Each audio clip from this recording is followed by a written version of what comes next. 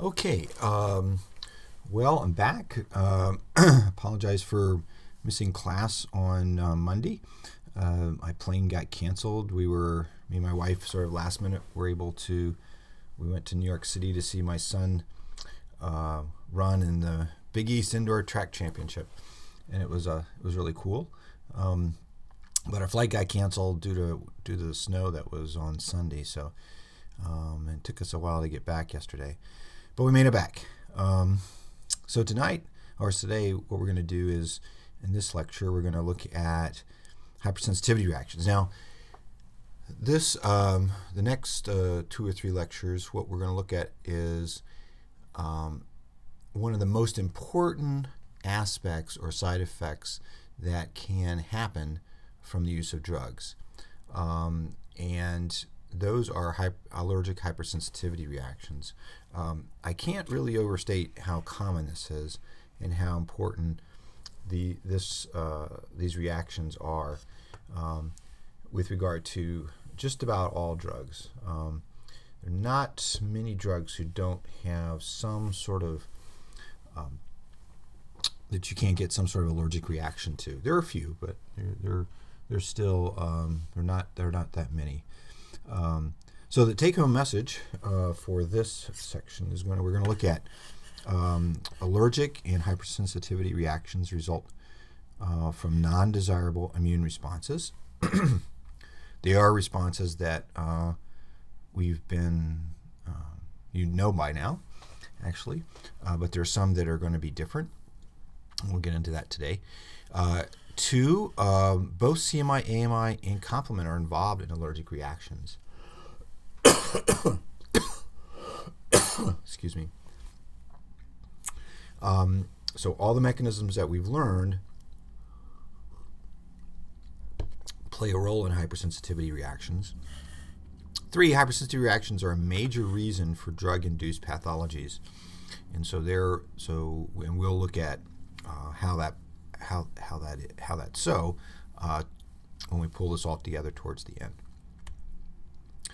Now, there are hypersensitivity reactions can be classified in 2 forms. One are referred to as immediate hypersensitivity reactions, and these result from AMI-based reactions. This is in which you have an antibody and antigen. They can take minutes to hours to develop after the first encounter with an antigen. And those reactions are referred to as type 1, type 2, and type 3. They're referred to as being immediate is because they can their onset can be quite quick once there's an interaction with the potential allergen, in this case antigen. And then the second type are delayed hypersensitivity reactions, and these result from CMI-based interactions, and their symptoms do not develop for days after exposure to the antigen. And these are referred to as type 4 reactions. So type 1, 2, and 3 are referred to as immediate reactions. They have quick onset. Type 4 have a delay. There's a delay, and so we are referred to as delayed hypersensitivity reactions. And delayed hypersensitivity reactions are CMI-based, whereas immediate hypersensitivity reactions are AMI-based, as well as complement-based. Now, what makes a good allergen? Well, an allergen is an antigen. It's a particular type of antigen that has a particular kind of makeup.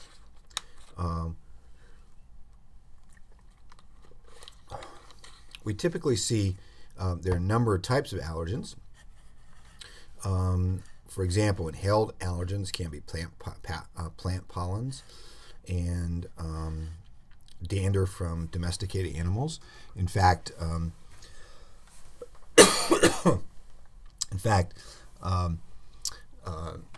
cat dander is a very big allergen. Is a big allergen. Mold spores houses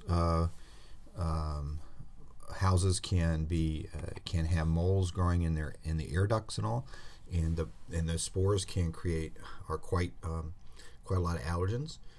And so these things that grow that are actually in the house can be quite allergenic. I want to point out with this type for actually this dander from domesticated animals. I know a lot of people have cat allergies, or they have allergies for different pets and things. I mean, I would say in the class there's going to be a number of people that are going to have allergies to cats. Part of this, actually, for cats, I mean, for example, in my own case, the cat dander is, I'm allergic to cat dander, and it can arise because it rises because they're essentially continuously shedding not only their hair, but they're continually shedding their hair. In fact, their skin, and that's where that comes from. Another part are feces from small animals. Like here's a house dust mite, and actually they feed on skin, and their feces, the feces from them is quite allergenic, and so a house that's, for example, an older house where people have lived in for quite a long period of time, you'll see, or your bed or any sort of where you're in contact for a long period of time, like pillows and all, can become full of your of hair. Well, actually, can be full of skin because you're shedding it all the time, and these mites live and feed on that, and their feces can be all over the place, and is quite allergenic, and that's why sometimes when you go into older houses, you'll start sneezing and whatnot. That means that part of that has to do with feces from these mites. Another one are injected materials like venoms from bees, wasps, vaccines, drugs. In particular, wasps, bees can be quite allergenic, and those things that can be injected directly into the bloodstream. Particularly insects. Insect bites can be quite allergenic. Now, for type 1 hypersensitivity, there's going to be two phases. The first is going to be sensitization. And the sensitization involves looking at something we already know about. Here's a B cell. And this B cell has gone through antigen processing of the allergen. That allergen, the allergen is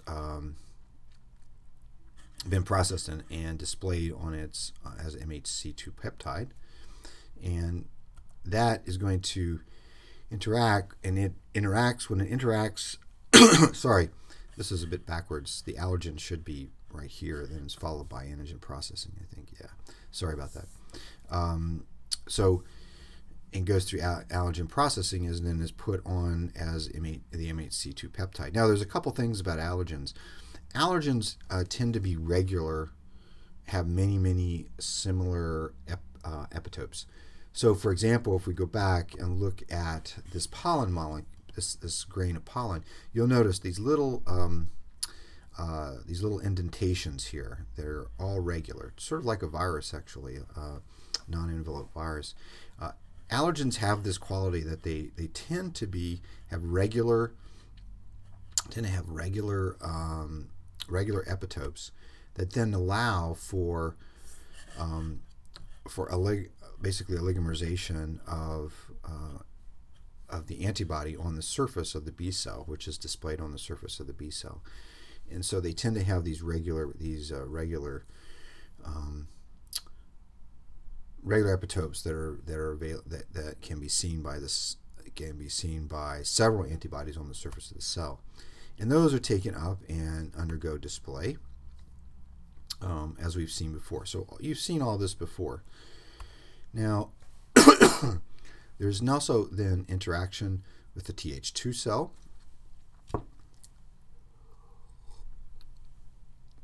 So this is going to be after again processing through the dendritic cells. And what you see is that this is after that. And so you have an interaction of the Th2 cell, again through the same processes we've seen, MHC2, CD4, T cell receptor, CD3, CD28, and B7, all are there. And so that results in activation and production of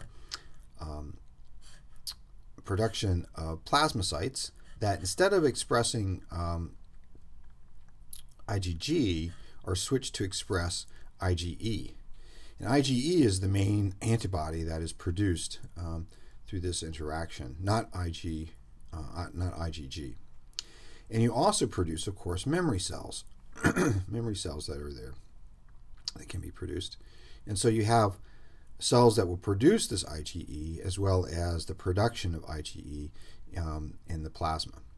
So this is the thing that is different. Okay, instead of IgM and IgG, you're getting IgE, you're getting IgE.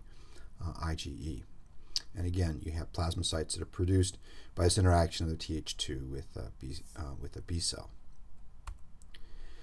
Now, the sensitization, what happens with IgE is I have this little curlicue here, is because it has a very different kind of FC region. It's an FC region that's much longer, and it also has kind of much more of a bent shape to it. But it's going to interact with a mast cell, and a mast cell we're going to sensitize a mast cell. So mast cells have FC receptors on their surface that will bind to IgE specifically. And so as you produce the IgE, it's going to start filling up those sites on the mast cells. And over time, what happens is you get more and more of these, as you're exposed to the allergen, and you get more IgE produced, you get more of your mast cells become bound to the IgE that you have in your that's circulating. And so over a period of time, you get more and more of these mast cells bound to the IgE. Now it can take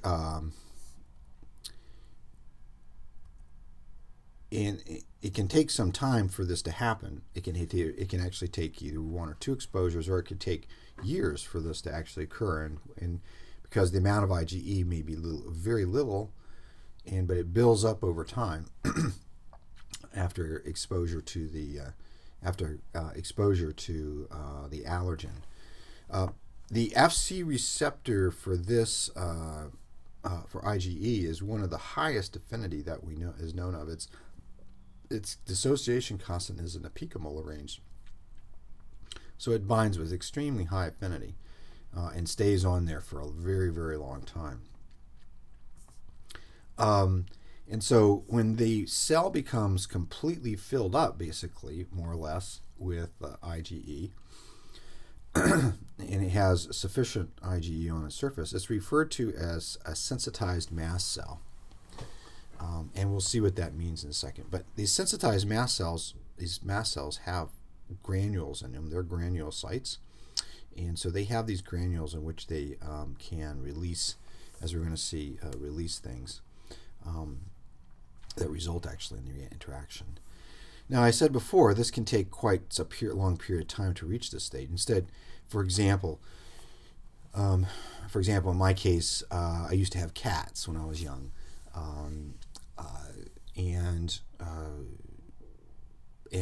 that was fine. We had them as pets. I played with them as a child and everything. And then when I went away to college, we didn't have cats any longer. I didn't have cats, and I wasn't in contact with cats. And I remember I went to visit a professor had some of the students over to his house for dinner. I went over there, and they had a big fluffy cat. I've forgotten what the kind of name of it is, but it's one of those big white cats. It's just like all fur. And I petted it, and increasingly through dinner, as we went through dinner, I felt like I had a cold coming on. And I got worse and worse and worse and worse. And so finally I left the dinner and had a runny nose and everything else. I ran nose and I thought, oh, geez, I got this cold coming on. And then I went home, went to bed, and the next day it was gone. And I then sort of realized that what was going on here was the fact that I might be allergic to those cats because I don't because after my exposure went down, the symptoms went away, and so that was that had been I guess it's been 8 to 12 years since my first exposure to cats, and incidentally for cats, the dander is important, but it's actually the saliva because cats essentially lick themselves all day, and their fur is covered with their saliva, with cat spit. You can think of it, and so it's actually the contact with their saliva that's pretty allergenic. It's a nice thought to think about, isn't it? So, but this can occur with any this kind of reaction can occur with anything. So, for example, for nuts are good allergens. Variety of different foods are particularly good allergens, and you can eat seafood, for example, can be particularly allergenic, but it can occur for exposures, repeated exposures. Then will build up over time the amount of IgE that then sensitizes that's produced and then sensitizes the mast cells. So once you have a sensitized mast cell, the next time you interact with the allergen can now bind, instead of the B cell, can now bind to the mast cell and cause that cell and oligomerize those IgEs. That means bring those IgEs together. And that's a signal because it oligomerizes those receptors that signals calcium influx into the mast cell. And that results in degranulation, in which those granules from the mast cell go to the surface of the cell and then are released, sort of like when we were looking at macrophages or T cells. And they degranulate and release enzymes and histamine. It's degranulation, and histamine by far is the most important. They also release cytokines and lipid mediators, and the histamine, in fact, is bound up in heparin in these is basically a complex because histamine is very positive, heparin is very negative charged. It's basically this ion pair complex within the granules. But it's then released. It's released, and the histamine is released in that, and resulting in eosinophil and neutrophil attraction, and the interactions that you see in terms of follicular dendritic cells activation, which also can bind IgE, and all of these things can. What happens is that then occurs. That refers to then as that activates and causes then the anaphylactics that you see, and we'll get into how that occurs in a minute. But these are released. The main thing I want you to see here is this is the effector mechanism in which the allergen interacts with the mast cell, causing degranulation of mast cells, and then release of histamine, cytokines, and lipid mediators, which are ultimately going to cause the effects that you typically see in an allergic reaction. So just to make sure it's clear, there's a sensitization phase, and then there's effector phase. And once the effector phase is, once you've been sensitized, you can't go back. We're going to talk about some ways in which you can potentially go back. But for the most part, once you're sensitized, you can't go back because you have memory B cells that are producing that IgE, that are going to result in plasmacytes that are producing the IgE, and you so therefore are become sensitized and allergic to the allergen. Now here's an example just to give you a picture, here's a resting mast cell. You can see all the granules here at the top right here. Granules inside, here's the nucleus. Its membrane is kind of irregular but rather smooth. And it has IgE that's bound. You can't see it because, of course, it's much too small. IgE bound to its surface. Once it's the allergen's added, you can see all the granules have been gone. The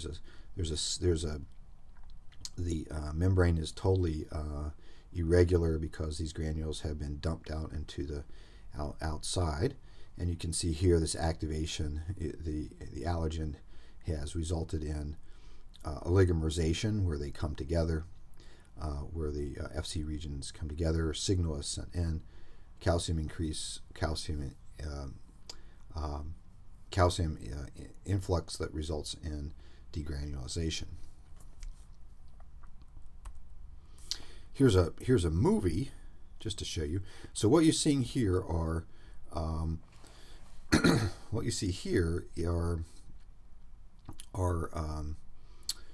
mast cells that have been sensitized, and then we're going to add the allergen, and just watch out. Notice the membranes and all. Just watch what happens to them.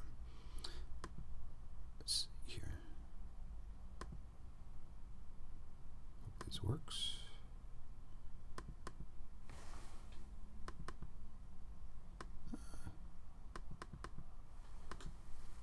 Oh, it worked last time.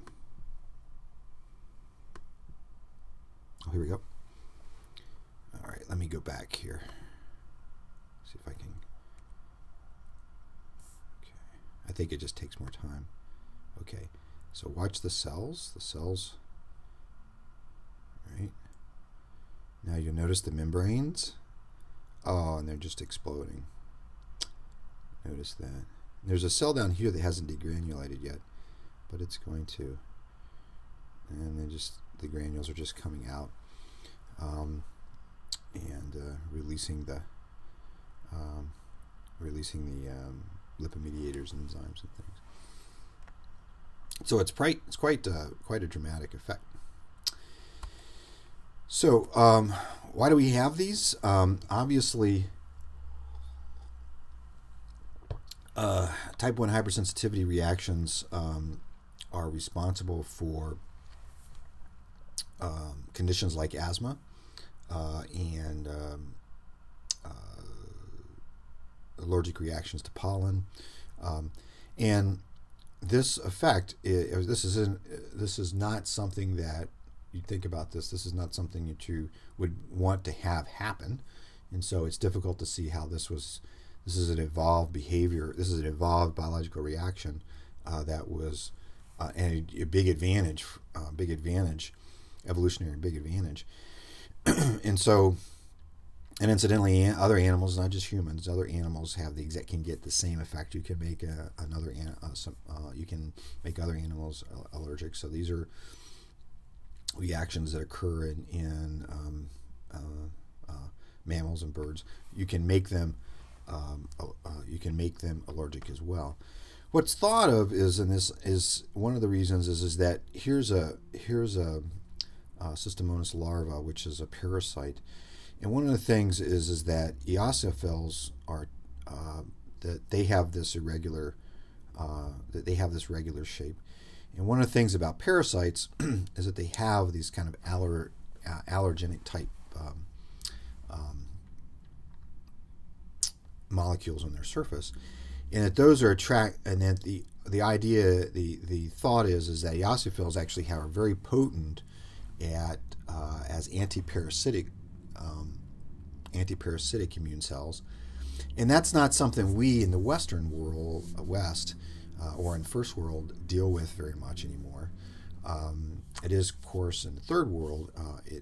This is still a big issue, but the type 1 types of hypersensitivity are really anti-parasitic mechanisms in which the body, the immune system, is able to fight, activate eosinophils, which really, and you can see them, they're crowding around this parasite to attack this parasitic larva. Now, there's been a big increase. There's been a tremendous increase in the amount of asthma, which is related to asthma in this in the West. And the thought, there appears to be a correlation between pollution, increase in pollution, increase in population density, and increase of asthma, increased instance of asthma. A good example of that, a particularly good example of that, was a study done back in the 90s in which they noticed in parts of New York City, particularly areas that are very crowded, very low income, not very well kept up places, neighborhoods. In some of those areas, they had as high as 80% asthma. Children had rates of getting asthma as high as 80%, which is enormously high. And so one of the things that they went through everything to try to figure out why these children had asthma, until they went through the how, when they started going through the apartment complexes or these tenements, these decrepit places, they were filled. They realized they were filled with cockroaches, cockroaches in the walls everywhere, and so it turned out that in cockroaches, their outer exoskeleton sheds. That exoskeleton is highly allergenic, and so basically the children, once they were when they were born and brought into this, they're born right into an area that was highly concentrated with these allergens, and that was they thought to be a correlation between exposure to these high concentrations of these allergens and at a young age, and then the development of asthma. And so those are conditions in which you can think about it 100,000 years ago, 50,000 years ago, 10,000 years ago, that the human population was not exposed to. And so one of the things about hypersensitivity reactions and for asthma is it's actually connected to how we live, the rise of these kinds of these kinds of conditions, and the way that we live in this modern world, and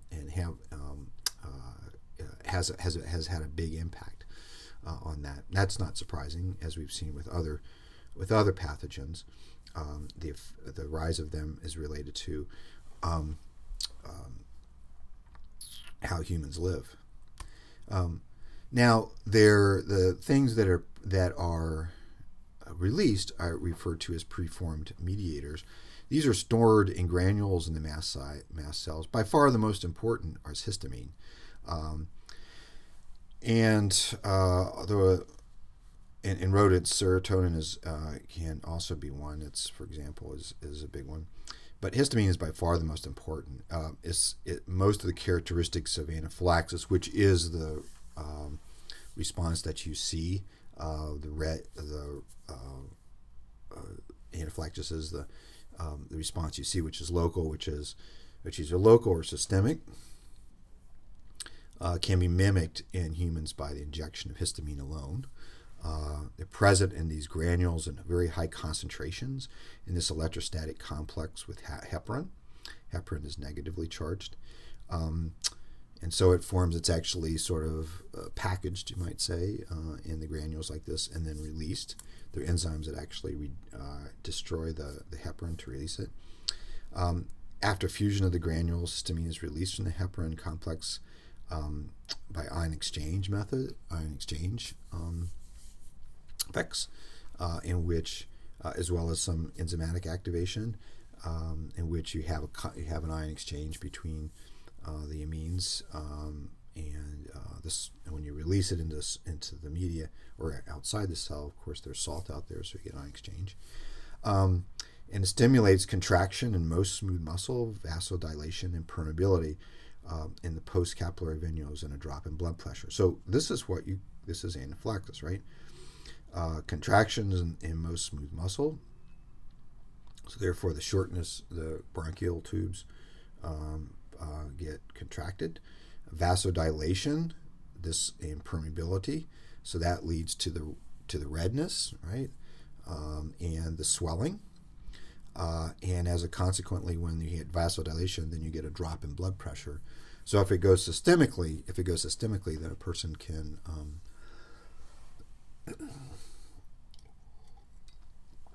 then a person can go in shock, and basically their blood pressure drops, and they fall into their blood pressure drops, and they can lose consciousness. There are other preform mediators. Eosinophil chemoattracted fat attracts and prevents further migration of eosinophils and neutrophils. Sort of has this dual purpose, as well as a neutrophil chemoattractic factor. These again bring in eosinophils and neutrophils, and to a certain extent will, once they're in there, will stop more of them. There are degrading enzymes such as aryl sulfatases, which we'll see are leukotrienes. They're ones that will degrade the heparin to help release the histamine.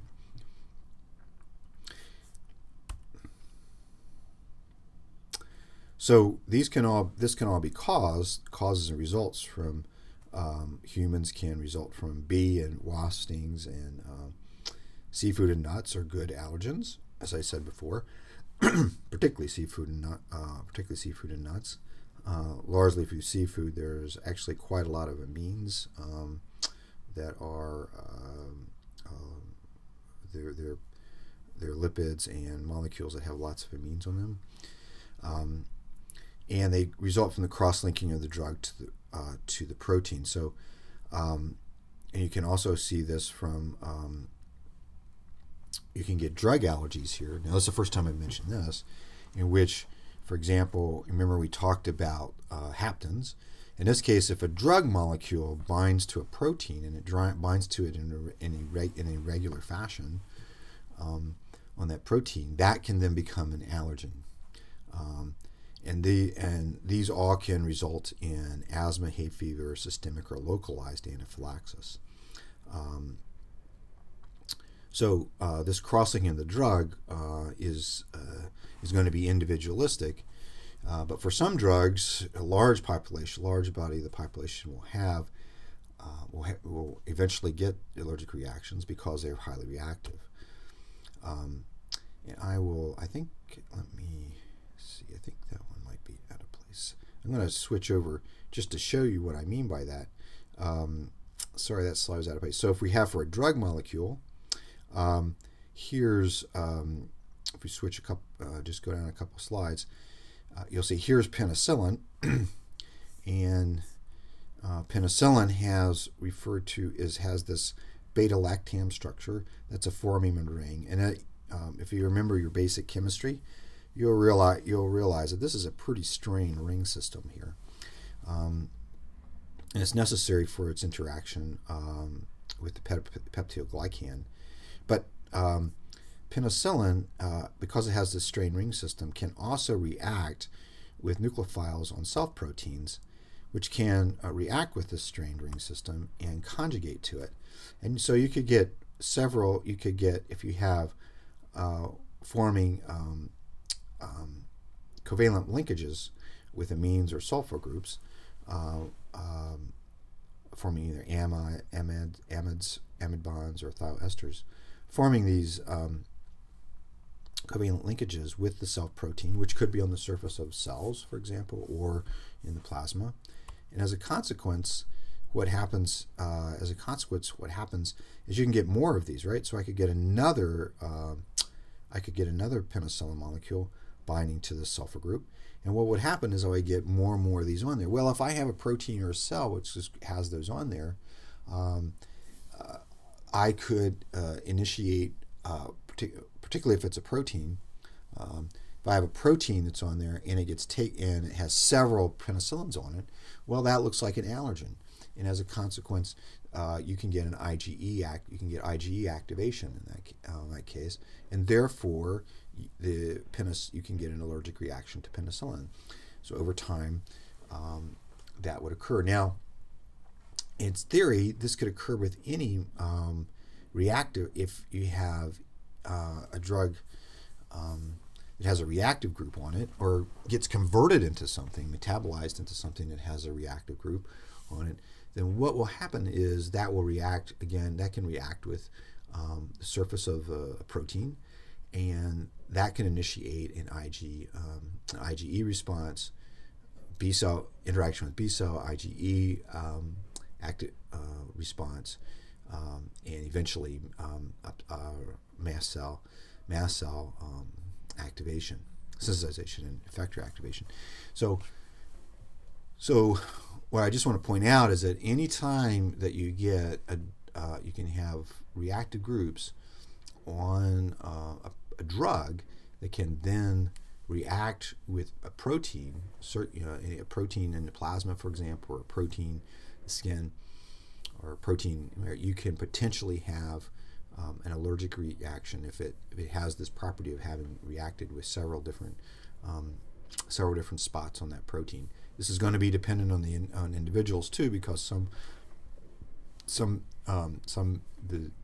there are minor differences in the protein in your amino acids between individuals. There's polymorphisms, so some people may get it, some people may not.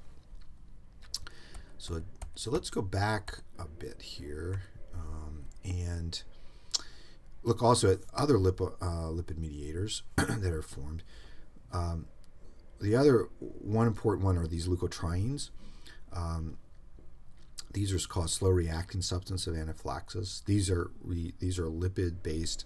They're lipid based. They actually come from arachidonic acid, metabolites of arachidonic acid, and they're related to prostaglandins.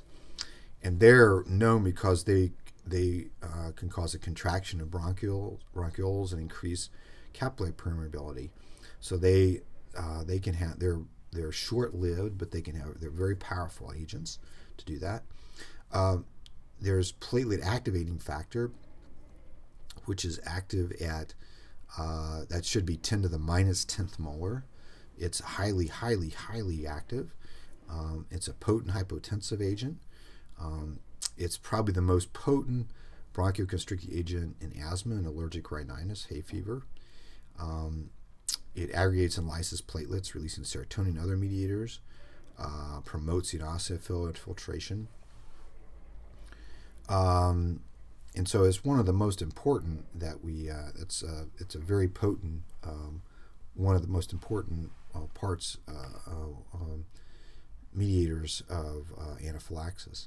And then there's prostaglandins, D2 and other prostaglandins. These are short-lived. They don't go very far because their stability is not very high, and there are also enzymes that destroy them. But they're very potent in the for activating this anaphylactic response. I'm not going to. This is about all we're going to do. I know you're going to cover this in another part of the in other classes, but I just wanted you to just get a taste of the ones that are part of this type 1 hypersensitivity reactions: the lipid mediators, the chemoattractive factors, and most importantly, histamine. There are also cytokines that are produced. Some of these we've already seen, and they promote the production of lymphocytes, more mast cells, stimulates production of other molecules like bradykinin, which causes vasodilation, hypotensive too. And so these are also things that have been shown to occur during type 1 type of hypersensitivity reaction. So the broad thing is there's a lot of things going on here. Cytokines, lipid mediators, chemoattractive factors, enzymes are released, histamine is released, that really go to activate this whole system, resulting attraction of these cells into this, and then the production of vasodilation and permeability and bronchial constriction. And this is what, and you can see here how this is the major effect that you can see, that one of the conditions you see for asthma patients. So let's go. By far the most important reaction from this type hypersensitivity reaction is a systemic anaphylaxis. It's the most severe, life-threatening type of allergic response, and it's characterized by generalized flush, palpitations, dizziness, apprehensions, rash, urticaria, angioedema, abdominal cramps, and it can lead to shock or death. Begins 3 to 4 minutes potentially after administration. And it can be any of these things, as we've seen before, including drugs. And this is the important thing here. And this is why in anything that's as referred to as an injection that can occur. This is one of the reasons, for example, for vaccines. You've probably had the influenza vaccine. Well, and the influenza vaccine is produced in eggs, and as a consequence, and can have egg material. So people who albumin proteins from eggs, and people who are allergic to eggs, they can, if they're given the injection, could potentially go into systemic anaphylaxis. And that's one of the reasons that you see you hang around for a little bit of time after you've had that injection, just in case that were to occur. Localized anaphylaxis is only in that areas. It's the vasodilation, the rash, are in that particular area. Asthma is actually localized. It's localized to the bronchial tubes, a bronchial constriction. But you could have a rash, for example, that's in that area in which there's been you've been exposed to the allergen. In my case, for example, I breathed in basically I breathed in the cat dander or cat saliva, dried saliva, and that caused me to have bronchial constriction and vasodilation. Now, you can, for detecting, we can detect if a person has a potential allergic reaction. You can use skin grids are useful to detect if a person responds to an allergen. And so those are basically where you have a grid that has little needles on it, and those needles have allergens on it, different allergens, and those can be placed on the skin. And everywhere you have a little welt is where there's a potential allergen. There is a risk of sensitizing individual as well as leading to shock anytime you have an exposure to an allergen, so you always want to be careful. There are ways I'm just going to touch on a few types of drugs that are involved in that can affect type 1 hypersensitivity reactions.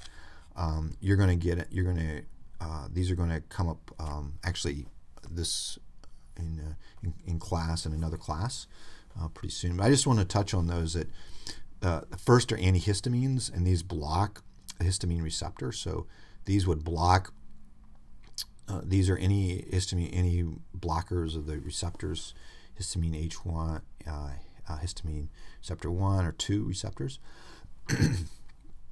Cromolyn blue, cromolyn sodium blocks calcium influx. So if you can block the influx of calcium, you can stop the mast cells from degranulating. Theophylline, it prolongs the CMP levels, inhibits phosphodiesterases.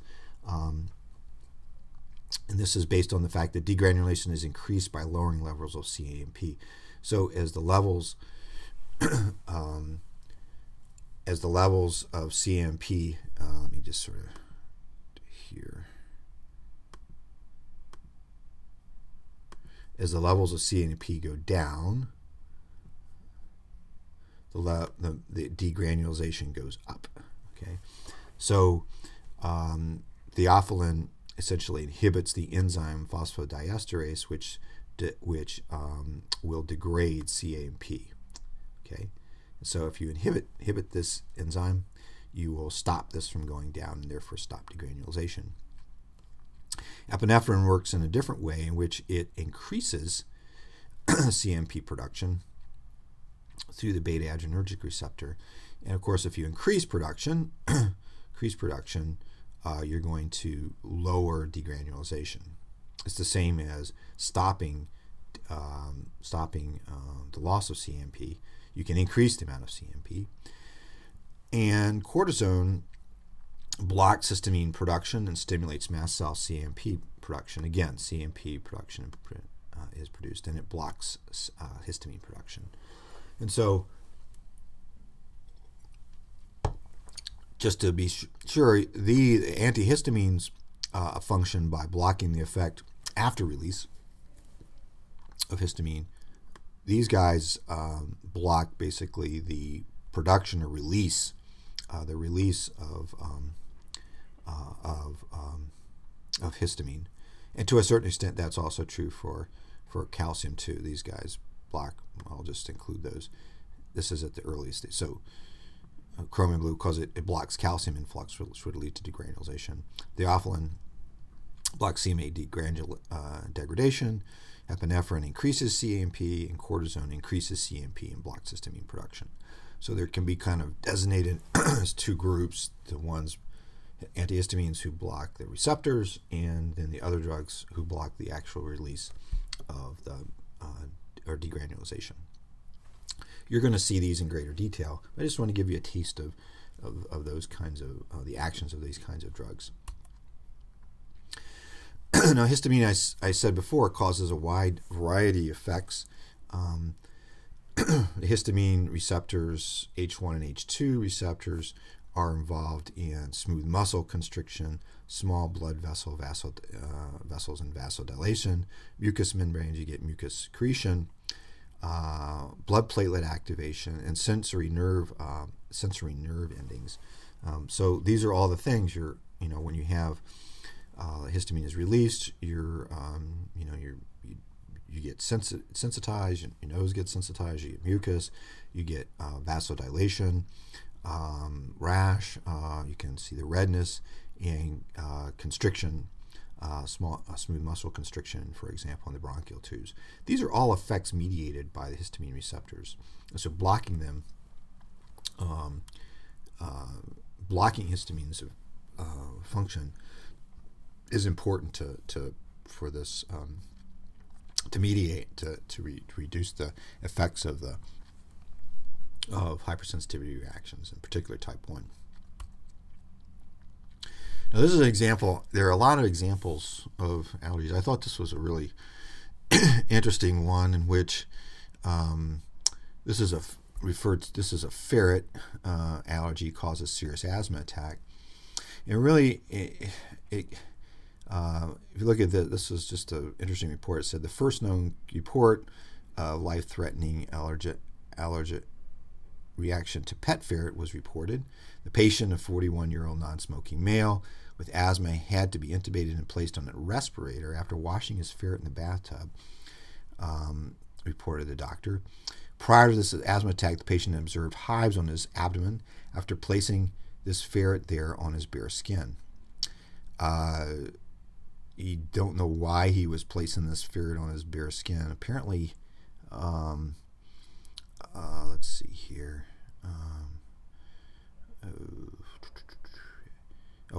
Okay, and there was so anyway, he apparently was taking a bath with the ferret or something like that. In any case, he goes on to say that how this particular doctor has seen these kinds of reactions with many different animals, minks, gerbils, guinea pigs, but never before with a ferret. We've told people that smoking is very hazardous, Lockley says. In the same way, animals don't belong in homes, period. I really believe that. In this case, despite having been placed in a life-threatening situation, the patient decided to keep his ferret. When asked to choose between a pet and a people, most patients choose the pet, the doctor said. Here it is. Placed on a respirator after washing his ferret in his bathtub. What he was doing and placing on his bare skin. Oh well. In any case, the point of this is that Wild ferrets are wild, and when you have wild animals, these are wild animals that do not come in contact, that are not their normal life is not to be in contact with humans in close contact, and we sort of remember this when we talked about the pathogens, but when we make when we come into contact with them and make pets out of them, then there can be all kinds of responses that are unintended, because that's not the way nature had intended. And so in this case, you can have there was development of ferrets, of an allergic reaction to ferrets, and that's going to be true with any animal that can be brought in, that in which you have close contact with, and so it should be treated quite seriously, and as you can see here, as serious as people have treated their pet ferrets.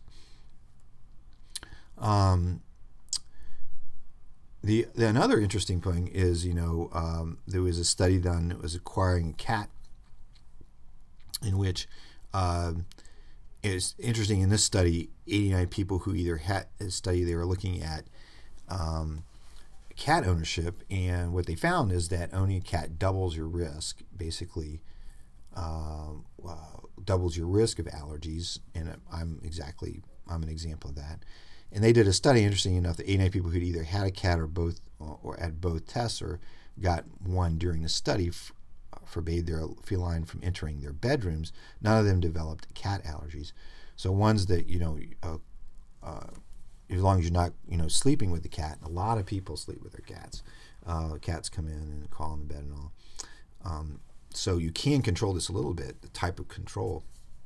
But acquiring a cat in adulthood nearly doubles the risk of onset of specific sensitization to cat, and this effect seems to be more pronounced when a cat is allowed into the bedroom. And they go on to say in this, if you are an adult with asthma or allergies, you should think twice about getting a cat, and particularly if you do so, letting it into your bedroom. So this even showed that the exposure later in life, and if you have allergies, and it points out to a thing, is if you have allergies, you shouldn't go, you should not put yourself in circumstances conditions in which are more have the potential for being highly allergenic because you have a predisposition to that. So there's ways of looking at therapeutic immediate hypersensitivity antigens, and there's therapies that can be developed for those. Therapy for allergies is based on hyposensitivity. A typical therapy depends on the injection of known quantities of allergen in the hope of increasing the amount of IgG over IgE capable of reacting with the allergen. In this case, the IgG blocks the binding of the allergen to the IgG, blocks the binding with the IgE. So what you're doing is if you can create conditions in which you can produce a lot of IgG, then it should essentially swamp out the ability for the allergen to ever get to IgE, because remember, IgE is the lowest, has a very, very low abundance in the plasma. So we can see this here. If you have an allergen, and it can potentially bind to IgE, which could then bind to a mast cell or mast cells that are preformed with IgE. But if we increase the amount of IgG in the system, which is the greatest amount in the system, then the chances of the allergen actually being able to get to and find the IgE, or IgE finding it, that interaction becomes less and less. So, becomes less and less. And so you can block that effect and essentially desensitize a person who has this allergy. So there are a number of these types of allergen extracts that can be used. A variety of foods, animals, grasses, insects. You can see them all listed here. Moles, trees. And the way that this is done is to progressively give escalating doses that you have to be careful because you could send the person in anaphylactic shock, modify to the patient's needs. and what happens is, as you give this, you're accessing more of the B cells that can produce producing IgG, and this will then provide that protection. And it has variable efficiency, 77 to 90%, in improving those systems. But it has you can do this particularly for people who are going to have exposures to these, who can't avoid the fact that they have the exposures to these allergens, particularly, for example, bees, or have just really terrible rhinitis, allergic rhinitis. You can potentially treat them with this treatment, and it is an immunotherapy in which you're modifying a person's immune response to produce large amounts of protective IgG that will block that effect on the IgE, and therefore block the activation of histamine. Now, these are effective, but they're not for life. They do need to be at times you essentially need to be re-immunized. You can think of it that way, because over time, if you're not exposed to it after several years, the effect can go down, and the amount of IgG you produce would go down with time, and so you can become desensitized and require resensitization. But there's over 600 different allergen extracts that have been developed for this: cats, dogs, horses, pigeons, etc. One of these others is bee venom. Is another one. Venoms that, as I showed, this is just an example of one of them, in which has a variety of different venoms that are included in here. This might be particularly useful here because if any of you have ever gone out in Minnesota in late August or September, there are usually quite a lot of yellow jackets, and your chances of getting stung are particularly if you're outside a lot, could be quite high. And this can have a very profound effect at reducing anaphylactic response. So it's going to come to the end of this section. These are some review questions, so take a minute, stop, try to answer them. And the answers are going to be on the next slide, and that will end our beginning introduction to hypersensitivity, and particularly type 1 hypersensitivity.